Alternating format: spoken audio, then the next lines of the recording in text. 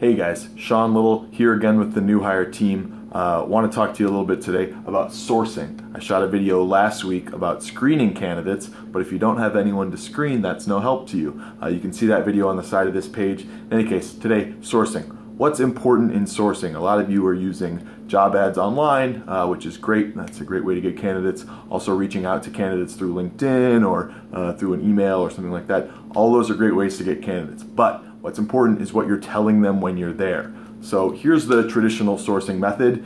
You describe who you want, your target candidate, based on skills and experience. And I think that's great. I think that's important to know. But I also want to add two pieces of information to how you're describing your target candidate, so that candidates look at your job ad and say, hey, that sounds a lot like me.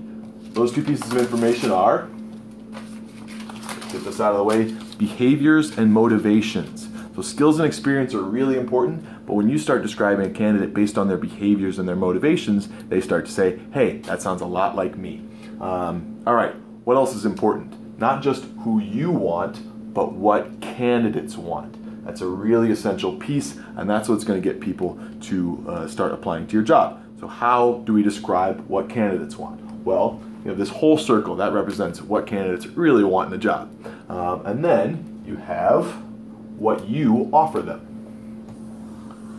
And there's going to be a subset here where you guys match up and where you're fitting each other very well. And then you're going to have some competition for that talent. There are a lot of other companies out there who are looking for the same people who you are looking for.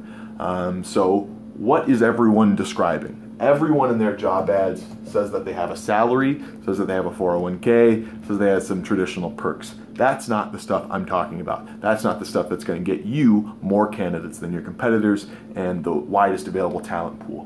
What's going to get you more candidates is your EVP. What's your value proposition? What do you offer to these candidates that your competitors don't? Where do you set yourself apart as a company and in the specific job that you're recruiting for? So what makes up an EVP? Let's take a look. Employee value proposition is made up of how can a candidate earn more, learn more, and do more in your position at your company than they can at their current position or with your competitors. That's sourcing the NewHire Way. If you have some questions, feel free to drop me a line, leave your contact information below, and we'll reach out soon. Thanks a lot.